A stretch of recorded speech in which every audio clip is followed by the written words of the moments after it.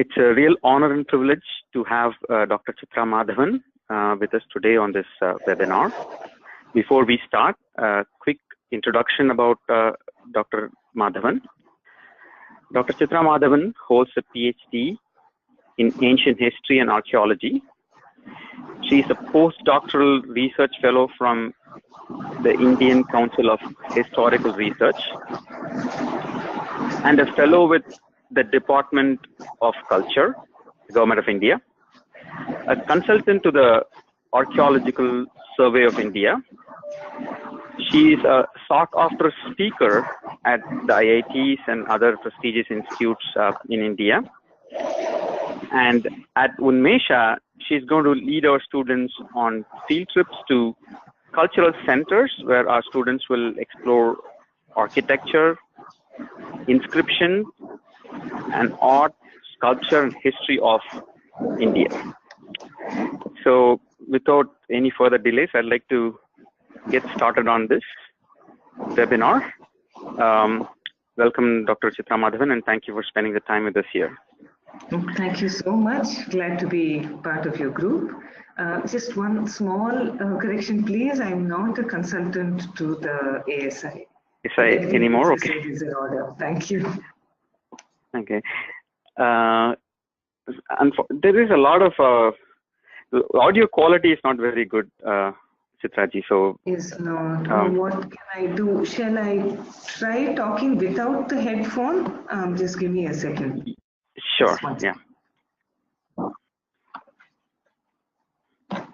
Would this help? Yeah, it's slightly better. Yeah. Let's go with this. Hello. Hello. Yeah. Yeah. Let's go with this, Chitraji. So it's slightly better now. Yeah. Okay. So I'd like to start with how you got into this field of temple architecture, iconography, epigraphy, and would love to understand what really got you motivated to think about this as your career of choice. Okay, thank you. The only answer I can think of is my good karma, because I decided that history would be my profession when I was 13 years old, when I was in the 8th standard in school. And I loved the subject very much. And I was thinking of studying about the Indus Valley civilization, now better called the Indus Saraswati civilization. But then in the 9th standard, my parents and I went on a holiday to various places in South India, including some temples like Sri Rangam and Halebid and Belur in Karnataka, and that got me hooked. And I said, this is what I'm going to do. And despite a lot of opposition, I have continued to do this. This is what I like doing, and my passion is also now my profession. Interesting. That's always great to have your passion and profession be matched one-to-one there. Yes, and certainly. From your PhD dissertation about Sanskrit inscriptions in Tamil Nadu, I remember reading that you were really inspired by your mother and how an early education in Sanskrit really helped you excel in this field. Could you elaborate on how your knowledge in Sanskrit and how your training by your mother was helpful in becoming who you are today? Sure. So my mother has an MA in Sanskritam from the University of Madras. And I studied in a school where my second language was Hindi up to the 8th standard, and my third language was Sanskrit. And after the 8th, I did miserably in Hindi. I barely managed to pass. So one of the reasons why I took up Sanskrit as a second language from the 9th standard. But I would have in any case, because my mother was very keen on me learning this language. And even though I'm saying this about my mother, she is an excellent teacher. And in school, I didn't think much of studying this language. I was hooked to history, and that's what I was interested in. But slowly I did understand that without a proper grounding in Sanskrit and in Tamil, I was not going to do anything as a researcher in Tamil Nadu. And I learned Tamil very late, very late in fact. And though I did study a little bit in school, I kind of learned by reading historical novels, but my Sanskritam has stood me in good stead throughout. And it's all because of my mother. Interesting. So one of the key reasons we are bringing kids from the US to spend time with stalwarts like you in the field is for them to understand Indian history and technology and mathematics through an exposure to Indian culture from an immersive learning standpoint. So how do you think this temple trips and understanding of temple architecture is going to help the kids learn about these aspects that can help them build their self-confidence and understanding of India? It's an excellent question. It's a very in-depth question.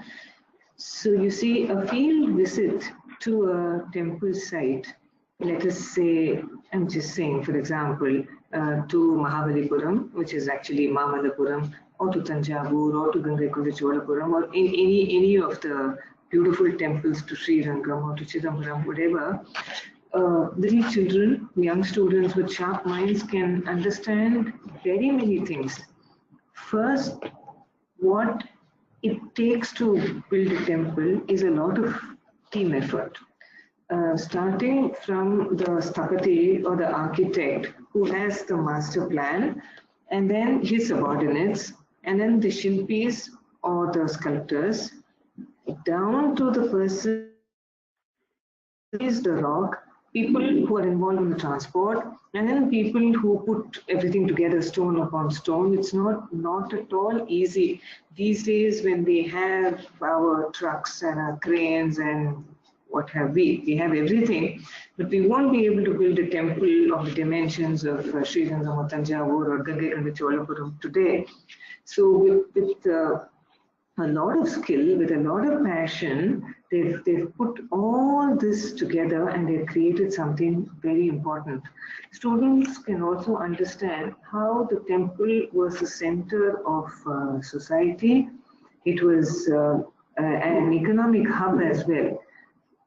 Think of it this way: while the building of a temple happened, selection of the ground, and then digging of a temple tank, cutting the stone, carrying the stone, putting one stone upon the other. You have to have your blacksmiths, and you have to have your carpenters, you have to have unskilled laborers, skilled laborers. You have to have so many people involved. The logistics of it is simply mind-blowing. And then after the temple is built, look at what a huge employer it is. Think of any temple in India today, especially in South India.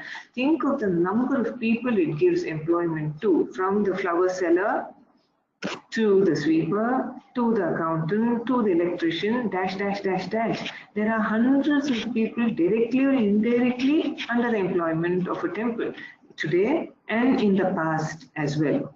So they can understand a lot about engineering, architecture, geology also, because the selection of stones is very important, and many other details. And once they come on site, they will understand the magnitude. No PowerPoint, no photograph, no essay, no book can really match being on site. So I think children can learn a lot on a field trip to a temple. Interesting. So I'm sure it's going to be very interesting for all the kids who are going to show up. And when you talk about economy, I just get reminded about like the whole ecosystem about the temple that gets described in books of Esther Years. And I understand that the temple was not only a place of worship and the economy that survived around the aspect of worship, but it's also a place for doing other things as well. For instance, in Ponniyin Selvan, we understand that the temple was attached, or the hospital gets attached to the temple. Or from other books, I understand that Ghatika Sthanams were attached to temples, meaning schools were attached to the temple. And recently I read somewhere that even a bank was attached to the temple, where the temple was loaning money to the businessmen in town so that they could, kind of help enrich that area from an economic standpoint. So wondering if the kids would learn about that, and also, like, could you elaborate on these aspects that are now not seen today, but may still be available by visiting those temples, by reading inscriptions and so on? Sure, yes. Many of these temples, in fact, most of them were educational centers. We have this from the Pallava times, when the educational institution was called the Ghatika. And one of the most important Ghatikas was obviously in the Pallava capital city, Kanchipuram. And we have a stone inscription in a place called Shimoga in Karnataka, which mentions a person called Mayura Sharman, and this was sometime in the 4th century AD. This Mayura Sharman, along with his teacher Veera Sharman, came all the way to Kanchipuram from perhaps North Karnataka to study in a place called the Ghatika, though we don't know exactly where that Ghatika was in Kanchipuram, but that people should have heard about it from a very long distance away, and knowing it to be a superior educational center, decided to come all the way and study over here. We also have references to many other educational centers in the Pallava times in Tamil Nadu. But when you come to the Chola period, the date of the Cholas, the imperial Cholas, the very important Chola dynasty that ruled was between the 9th and the 13th centuries. And we have several inscriptions of the 11th century. We have some before and after also. I'm just talking about some very, very important ones. You see, between Chennai and Kanchipuram, if you go via a place called Chengalpet, there is a very, very small village. It's a nothing at all village today called Tirumukkudu. If there's anybody in this audience who understands Tamil, they will easily understand that Tiru means sacred, Mu means three, and Kudal is like Sangamam, joining together. So this word literally means the joining together of three. And the three refers to three rivers, the Palar, the Cheyyar and the Vegavati, at the meeting place of rivers, which is considered very sacred in Hinduism. There was a small temple which belonged to the Pallava times and later enlarged by the Cholas. And there is a very long, one of the longest Chola inscriptions on the walls of that temple, a little badly damaged but very readable even today. It's in Tamil. It belongs to the reign of a king called Veera Rajendra, grandson of Rajaraja Chola and the son of Rajendra Chola. And that inscription is very, very interesting. It gives you a list of subjects that were taught in this educational institution. It's a very long list. It includes the Vedas, it includes Vyakarana, many other subjects. It also mentions a particular work on grammar, Vyakarana, called Rupavatara, which is not available today, I think, to the best of my knowledge. Many other subjects were also taught. It gives you the number of teachers for every subject, the number of students for every subject, the salaries paid to the teachers, which was in paddy and other things, the fellowships, the grants, the scholarships given to the students. It also mentions that there was a hostel in which these students could stay. It also adds that in addition to the temple, to this educational center and to the hostel, there was also a hospital. And the name of the hospital is given in this inscription. It was called Veera Shoran. That was the name of the hospital. Gives the details of 30 Ayurvedic, approximately 30 Ayurvedic medicines that were stored in this hospital, and many of them are being used by Ayurvedic practitioners even today. Gives the names of, mentions that there were 2 doctors, one a physician and other a surgeon, and one of them was called Ashwatthama Bhattan. That there were 2 attendants who used to go about searching for herbs, medicinal herbs with which to make the Ayurvedic medicine. There was a barber attached, possibly for skull injuries or whatever. I don't know why, but the barber was attached. There were nurses. So the entire package was there. And it also mentions, the inscription mentions that the water given to the students in the hostel had these herbs put in them. The roots were added to the water for the students to take. So these and many, many more details are there in this inscription in this village called Tirumukkudal. And there are several other Chola inscriptions also.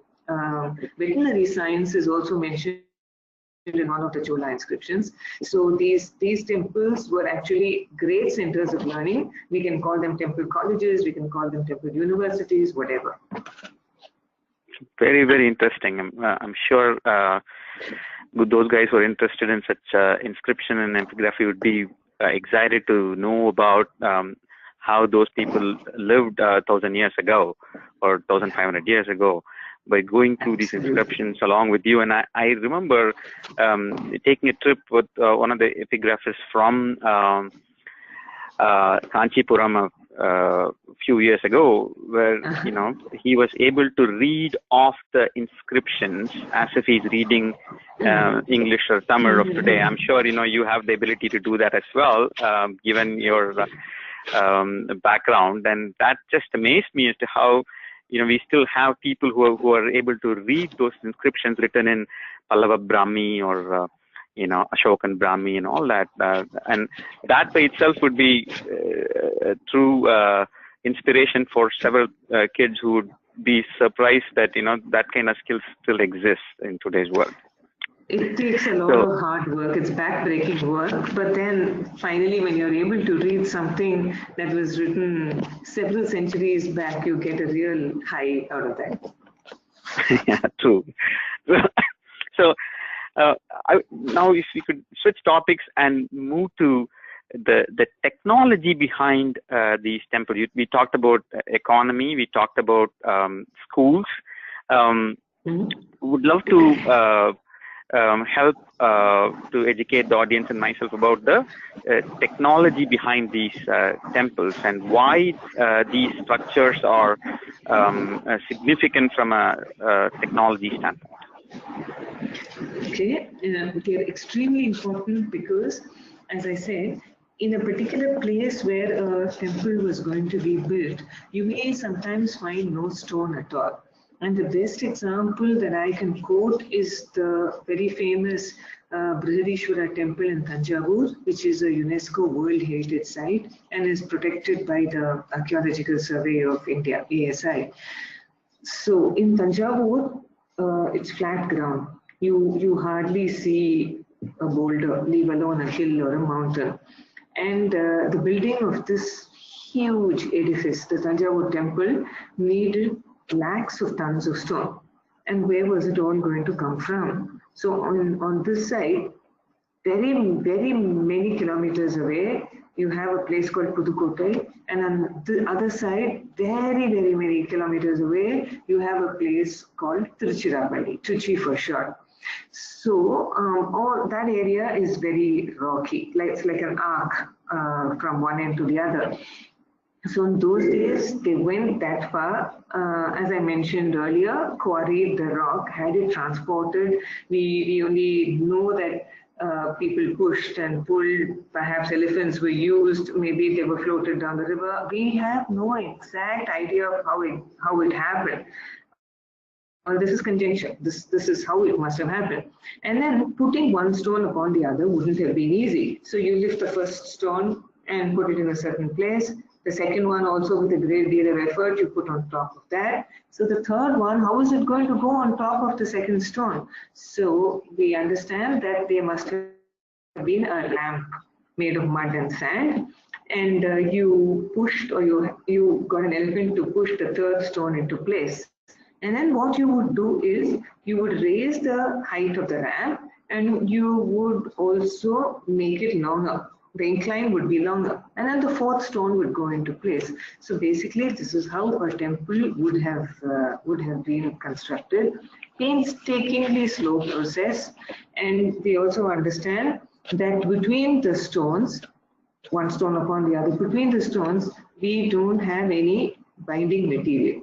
And if we have binding material, it would be lime plaster. There is nothing called cement then. And I would also like to add that it is really wrong on the part of many people now to use cement as a binding material between stones in an old temple.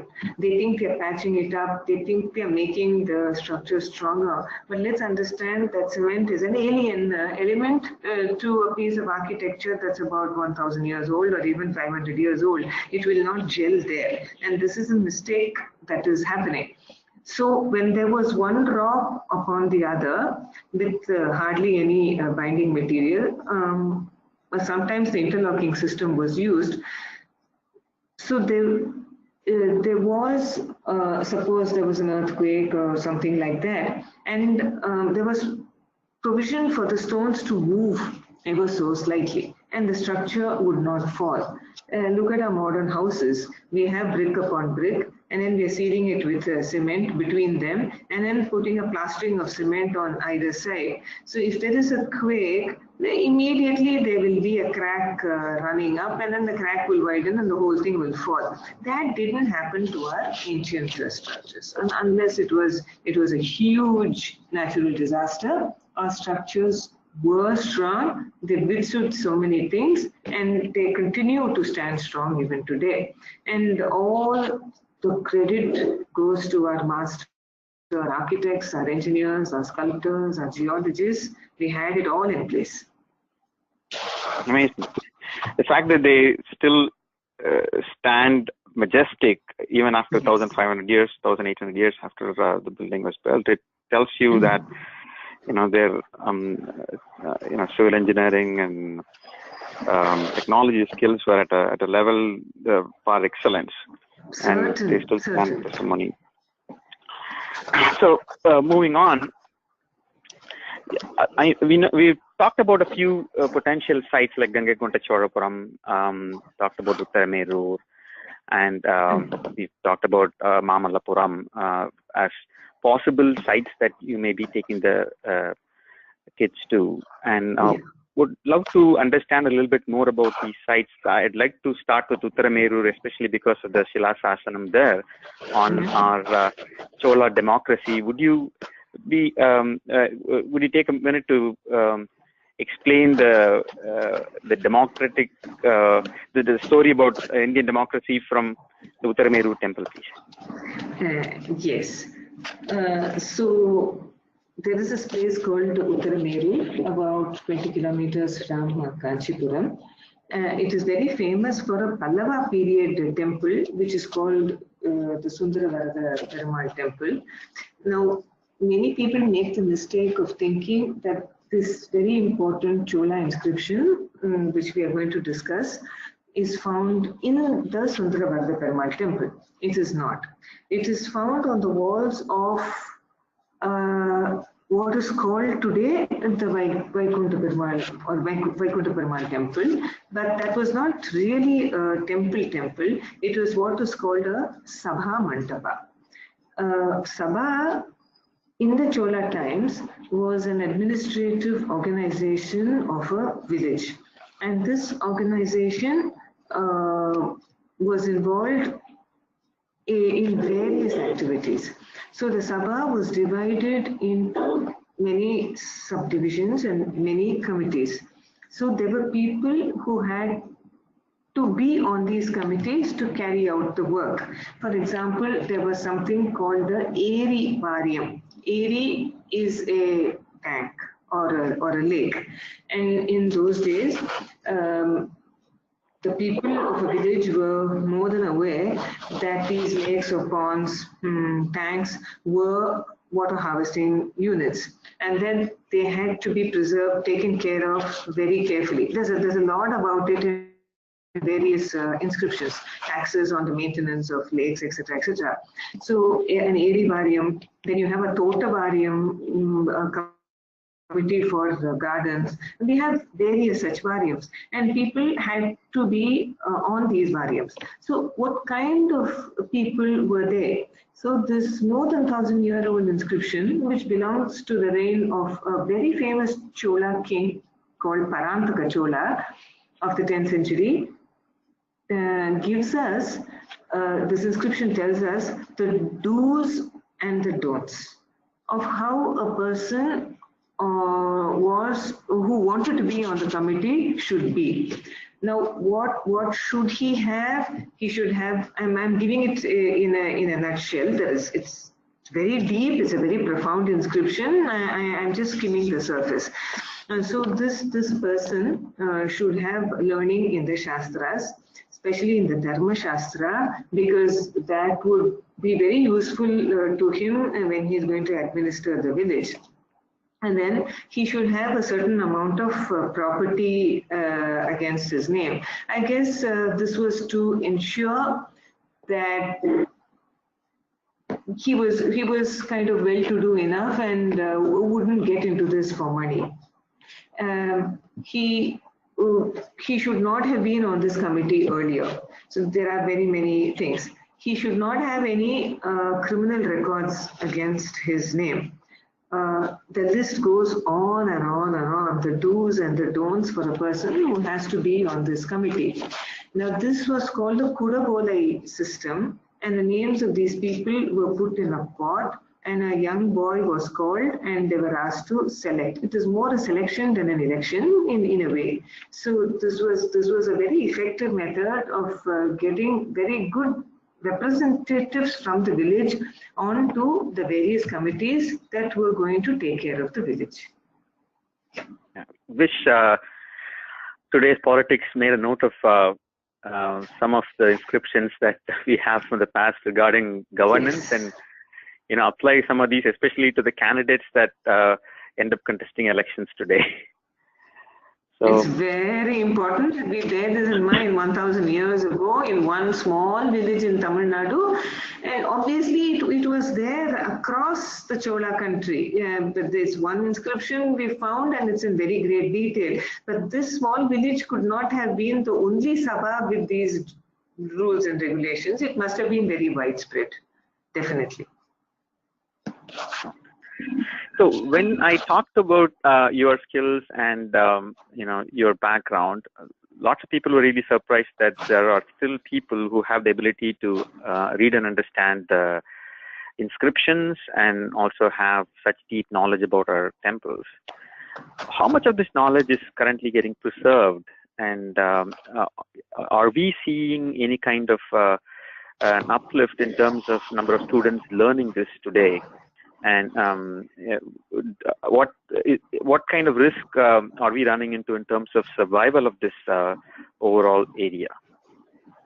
It's a very pertinent question, and I feel very sad to say that the number of people who are studying history and archaeology is declining. I mean serious students of history and archaeology, because the history departments in all the schools and colleges are full. But these are basically people who have come in for a degree. I want an MA, I want a BA, whatever, I want a PhD. But people who pursue research for the sake of research is clearly going down. The number of people taking to the study of temple architecture and sculptures and inscriptions is falling. There are several reasons for this, and one of the main reasons is I would blame the people who structure the syllabus at the school level, whether it's these are schools that are run by central boards or these are schools run by the state boards. They make history insufferably boring. It's chock full of dates, and why we are always into colonial history, I don't understand. We need to understand world history for sure. We need to give the children that span, but we also need to start from local history and then go on to Indian history and then perhaps to international history. That's not at all the way it's taught. It's always full of dates. The focus is on, I repeat, the colonial history in India. And then there's a lot of focus on Mughal history, be that as it may. What about local history? Shouldn't children understand where they come from, where their roots are? All that is completely ignored. And what is sadder still is the cultural history of India is completely ignored. You take a child to any monument, I'm not just saying temple, take it to a palace, a fort, tell them about the engineering and the history behind it. Every little child will love history. It just has to. Any kid will, because it's so very interesting. Now you wipe out cultural history, and then it's all full of dates and wars and reforms and stuff that the child is not interested in. And obviously, it will turn out hating this subject, wanting to drop it at the 10th standard and run away to another subject. And those who are not able to get into other subjects, only the dregs find their way into the history department in colleges, and all they want is a BA or an MA to go on to other things in life. They may never use these degrees at all, for all you know. So there is a crying need to infuse some life into the subject in India. The sooner it's done, the better, because if in this country, which has a recorded history going back several millennia, if you are not going to have serious researchers, if you are not going to have conservationists, people who can read inscriptions, people who can identify sculptures, people who can actually appreciate an architecture, I don't know where this is going to go 1 generation from now. The thought scares the life out of me. And unless things fall into place very, very soon, this is what is going to happen. We are not going to have people who can take care of our monuments, preserve our monuments, know their history, talk about our history very, very soon. This is the bleak scenario at present. Sure.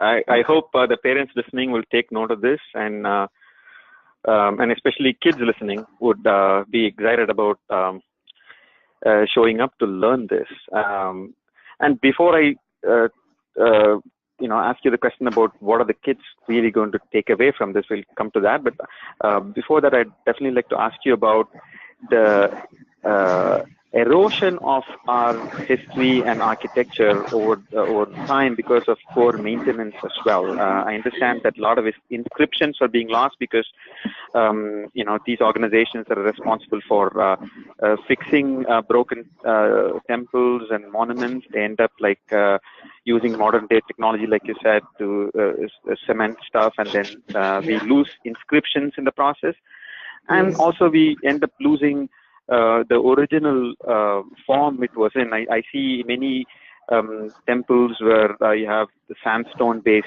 structures having these cement extensions that they have actually plugged in, right? So could you talk about how we are fast losing these inscriptions and the structures as well? Certainly, we are launching into one of my favorite topics now. And again, the problem is because of insensitivity and because of ignorance. Because these very people who are in charge of these temples do not understand. They have not been taught when they were young about their heritage, and a sense of pride has not been instilled in them about the great monuments that have been handed down to them by their ancestors. Now, if that pride had been there and of that sensitivity had been there, these very people who were commissioning these ceramic tiles and these pieces of polished granite to be stuck indiscriminately on 1,000-year-old inscription, this wouldn't happen. It's only because they are totally ignorant and that they are totally insensitive. So what is happening now in the name of renovation in many parts of India, and definitely in Tamil Nadu, is that a temple is being renovated, and in order to spruce, in inverted commas, in order to spruce it up, a lot of polished granite and a lot of ceramic tiles are being bought, and they are being stuck on these inscriptions. So once something like that is stuck on an inscription, there's no way it can be taken out. And if it is taken out, the inscription will be damaged, obliterated once and for all. Now, we are not looking only at religion over here.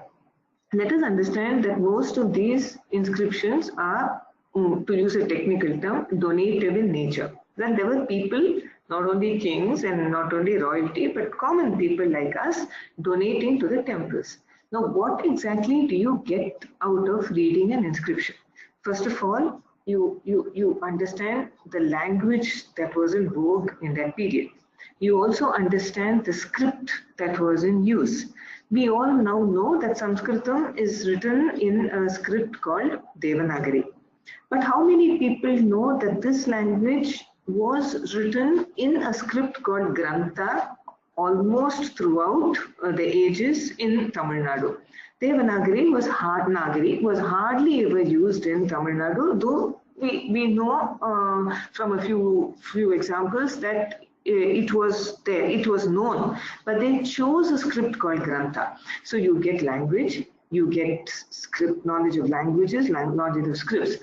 You also know about the currency that was used at the time. Now, how many people know that there was a particular type of currency called dinara in the Chola times? That was there. Now it is being used in some countries in the Middle East, but that name was there over here as well. And again, I'm sticking to Tamil Nadu because this is my area of research.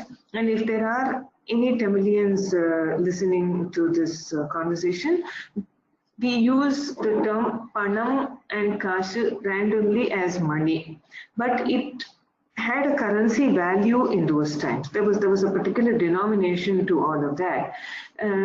We also understand many terms of measurement that was there, political history, social history. People were called by very many names. Those kind of names we don't use for people today. We know about dance, we know about music, many of the performing arts, a whole lot of information coming to us through these inscriptions. So once you obliterate them, you're obliterating a slice of history completely and totally. Many of these inscriptions have been copied, many haven't. Some have been translated, most haven't. So this is a huge damage that is being done day after day in our temples. And I don't know when it is going to stop. Yeah, it's very sad to listen to what's happening because of the ignorance of people and also the lack of pride in our own history, and a sense of history is specifically lacking in all of us in general because of the education system that we've all gone through, which is very colonial. Right? Yes. Now, how are these kids who are going to show up for Unmesa from your program going to gain by the decolonizing efforts that you're going to put them through in education? Could you help us understand the benefits of them going through? I know you mentioned it throughout this conversation, but it'll be good to summarize that. And that'll be my last question before we open up for audience questions. And audience, you can start typing your questions on the chat window, and I will start asking them one by one. Go ahead, Chitra. Okay, so I am going to be basically focusing on the cultural history of India. I want to talk about society and about economy as well. I want the children to understand the kind of holistic attitude our ancients had. I'll give you a few small examples. I'll be talking about temple tanks, which were huge water harvesting units, and how the effort was made by our ancestors to collect, harness as much rainwater as possible during the monsoon months for the dry spells. And monsoons may or may not happen year after year, as we know in India. So the elaborate effort and the elaborate infrastructure that the kings, along with the farmers and others, did to collect as much water as they could, not only in temple tanks but irrigation tanks as well. I also want to focus, I'm just giving you a few examples, and on how they protected trees and sacred groves in India. A particular tree is given the position of a sthala vriksham, that is the sacred tree of a temple. Now, many of these temples were situated in forests or in a small green area. For example, we have a place not too far from Chennai, but 2 hours drive from Chennai. It's called Thiruvalangadu. You can split that into 3 words: Thiru, sacred; Alam, that's the banyan tree; Kadu, forest. Now, this temple, this very old temple, was situated in a forest of banyan trees. How beautiful that must have been. And there was one banyan tree within the compound of the temple, which was called the sthala vriksham, or the sacred tree. Today, if you go to Thiruvalangadu, you will find 1 or 2 alamaram, banyan tree, in that entire village. And then there is one inside the temple campus, which is the sacred tree. The entire forest has gone completely. And this is true not only of this village, but several other places in India. So the entire ecosystem, which was preserved so carefully by our forefathers, is now nothing at all. And each of these plants or trees that was considered sacred, considered as sthala vriksham, had medicinal properties, and they were used by Ayurvedic doctors for making medicine. So you see, it's a whole. It's a place of social, economic, cultural importance. There were banks and there were hospitals and hostels and colleges all functioning there. They took care of the flora, fauna, everything. It was a whole, and we simply ripped it apart. So these are the kind of things that I'll be focusing on. Very nice. And this is not just in Tamil Nadu, but across India. It's the same principle expanded, right? Because the same kind of naming also is seen in other places, like how we have Mallikarjunam, where Arjuna Vriksha or Maruda Maram is the Sthala Vriksham there. And you have Putarjunam and Madhyarjunam, Tiruvadai Marudur and Tirupudai Marudur, and so many other temples named after the Sthala Vriksham, or the main tree of that area. So very interesting how they were able to focus on environmental conservation and tying that with the temple architecture as well. Very interesting areas these kids can focus on. Go ahead. Sorry to interrupt you there. Yeah, sorry. Yeah, my presentations will be across India, taking examples from across India. Very nice. So I have a bunch of other questions, but I want to give the audience a chance to ask questions as well. Audience, feel free to type in your questions so that we can ask some. And I have a few that some audience have already sent. I'll start asking them one by one while you guys start typing. I think I'm getting one here already. I hope I can open this window up.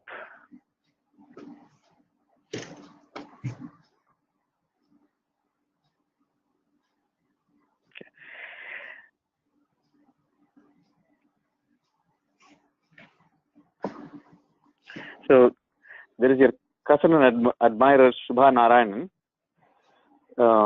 She says that she's listening to you with great interest. My question is, what is the methodology used to read documents and translate these inscriptions? It must be difficult to crouch beside these crumbling walls exposed to the elements and read these inscriptions. Did you photograph them, read them, and translate at your leisure? Okay, that's not exactly how it's done. It's very difficult to stand in front of a wall and read an inscription. You can do it for some time, but think of a temple like Sri Rangam where you have more than 650 inscriptions. It's not possible to read each and every one of them over there on site. So the Archaeological Survey of India, more than 100 years ago, designed a separate department for epigraphy, which is the study of inscriptions. And they employed people who could read different scripts and who could understand different languages, starting from Sanskritam to Tamil to Telugu, etc., etc., etc., including Urdu, Persian, and many others.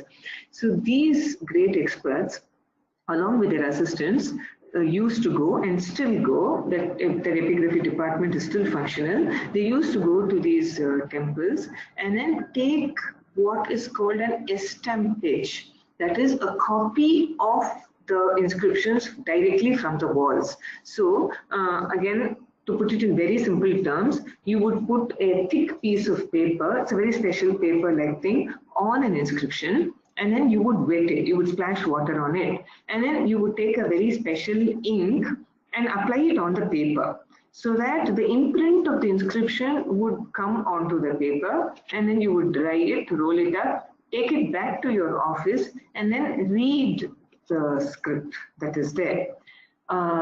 Many of these inscriptions have often been transcribed. For example, I did mention to you that in Tamil Nadu, the script that was used for writing Sanskritam was Grantha. Now, many people don't understand Grantha. So many of these inscriptions have been transcribed into Devanagari, which most people can understand because Hindi is also in Devanagari. Some of these inscriptions have been translated into English, and most in fact have it. So a serious student of epigraphy wouldn't really waste a lot of time sitting in the temple premises and reading these inscriptions, because they've already been recorded, and the gist of it has been published in a series of volumes called ARE, Annual Report of Epigraphy.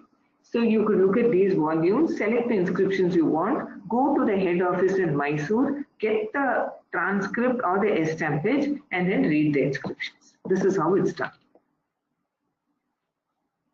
Interesting, very interesting. I didn't know this interesting fact behind reading inscriptions.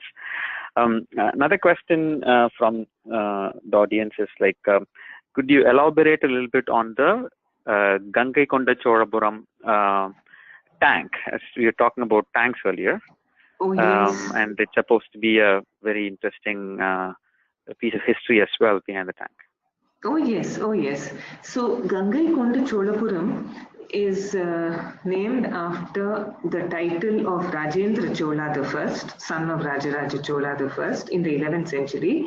He sent his army all the way from Tamil Nadu, going across the states of Andhra, Telangana and Odisha and Bengal of today, sent his army all the way and defeated the Pala kings of Bengal, a very important dynasty called the Pala dynasty in Bengal, defeated the kings there and got the waters of the Ganga brought all the way down south.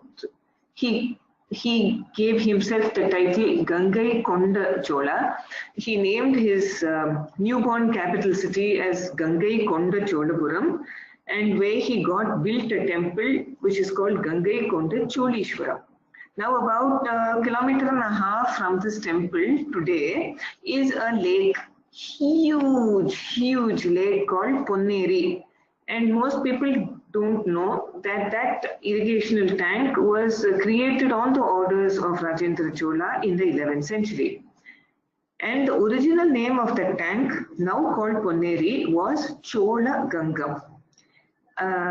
Many of you are familiar with the inscriptions that have been etched on stone in temples, but there could be many who don't know that, like the stone inscriptions, there are another set of inscriptions which are called copper plate inscriptions. These are epigraphs or inscriptions that have been etched on sheets of copper, and they mostly record royal donations. And there is one particular copper plate inscription of Rajendra Chola's time, which is called a Thiruvalangadu copper plate inscription, because it was found in a village called Thiruvalangadu, about I just mentioned that. There were 2 hours from Chennai. Now, the author, the poet who composed that inscription, which is in the form of a poem, at least the Sanskritam part is in the form of a poem, very clearly says that this Cholagangam lake in Gangaikonda Cholapuram was created as a liquid pillar of victory. Now, this is interesting. Usually, in ancient and medieval times, when a king or an emperor conquered another place, he would set up what is called a Jayastambha, or a pillar of victory. I have done it. I have gone there. I have killed the king. I have conquered his land. So let me put up a pillar of victory as a symbol of my achievement, is what usually happened. Now, this poet very poetically says, Rajendra Chola erected a liquid pillar of victory, meaning he brought the waters of the Ganga all the way from the north, and he created this irrigational tank into which was poured the waters of the Ganga. It's as poetic as it can get. Very nice. Really interesting fact of history there.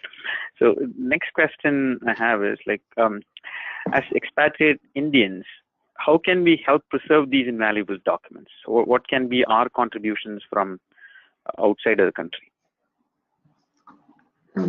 It's a very, very difficult question for me to answer. I'm happy to know that there are people who are wanting to contribute to preserve huge slices of our history which are there in our inscriptions. The only way I think is to spread a certain awareness, because most of these temples come under the control of certain government bodies, and unless the people who are actually involved in these temples are sensitized, there isn't much we can do to spread the word, to tell people that our heritage is slowly being destroyed. I'm afraid I don't know what else can be done. You have the heart, yes, but at the ground level, it's actually not so easy. Yeah, I can try answering that for you if you let me too. So a couple of points I would love to add to the spreading the awareness is actually having your kids be exposed to this kind of knowledge, and Unmesa is a program that exactly does that. So I'd love for you to spread the word about our program, so that our kids here can actually go to India and spend some time with Chitra ji and understand a little bit more. And if they get excited, it's just an exposure that we are giving them through this camp. And if they get excited, they might actually take it up and read a little bit more and be aware, or maybe at some point be a scholar like Chitra ji and build a career around this as well. So I think that's definitely an option. If not for us, for the next generation.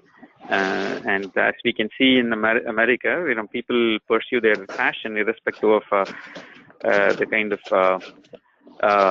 financial gains that they make. And I'm sure with the economy in India booming right now, these things would get very good attention with time, and this can be a very good career option as well for our kids here.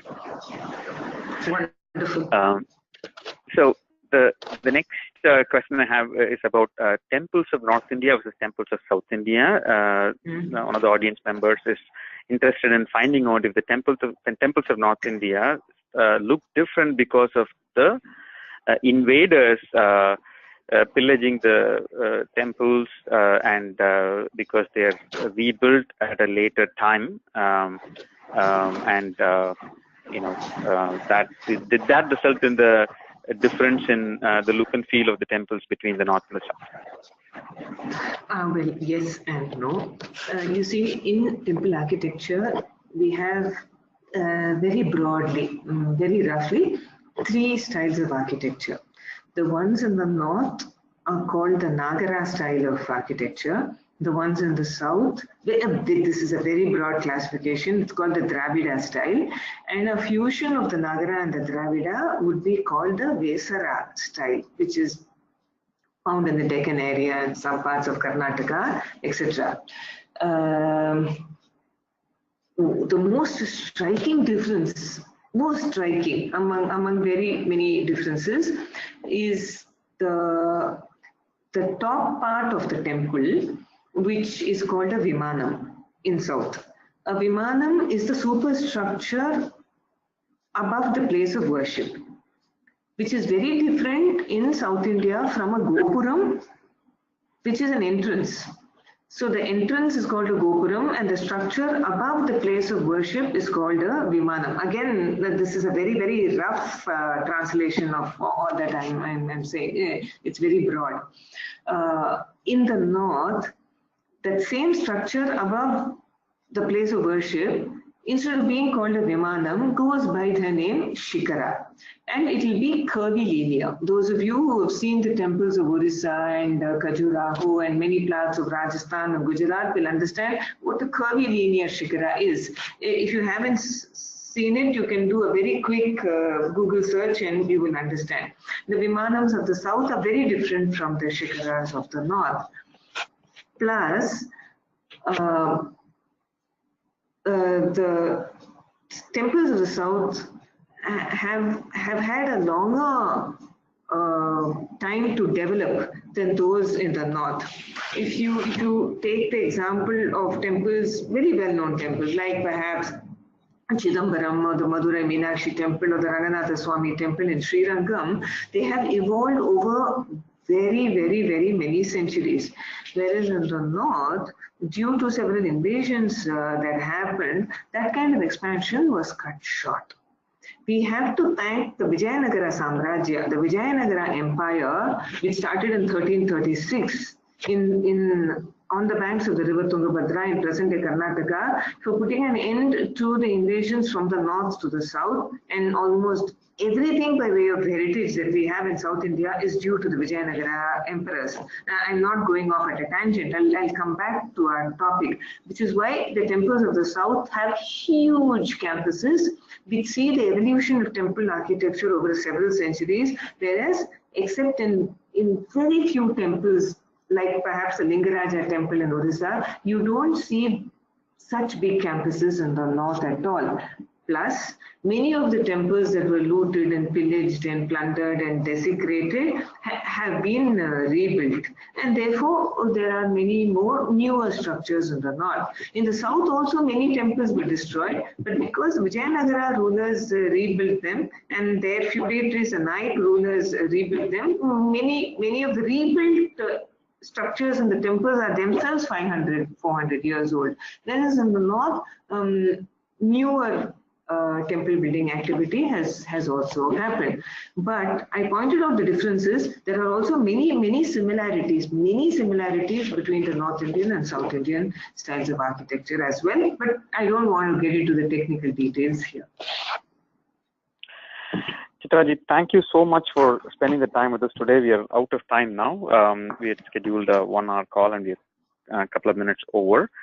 Okay. But truly eye-opening conversation here. I'm really looking forward to meeting you in person during this program, and I'm really excited for the kids, and I'm sure the kids are excited to be part of this program as well, and would love for the parents to go and look up this YouTube video that'll be published out of this interview, and please forward it to your friends and family so that others can also benefit out of this. I'd also like to remind you that there is another webinar coming up in a few hours by Amar Ramesh, who's a temple photographer and a collaborator with Dr. Chithra Madhavan. They've put together a book together on one of the temples in Kanchipuram, and he's going to be helping the kids on creating a photo documentary around this workshop. So please do attend the webinar by him at 1 p.m. Pacific time. So I hope the audience here would come back and listen to the next webinar as well. Chitraji, once again, thanks a lot for your time, and looking forward to the program and your part that's going to be really enlightening to the kids. Thank you. Most welcome. I enjoyed being with all of you, and thank you all the participants for your patient listening and for your interaction. See you all. Thank you. Bye-bye. Bye.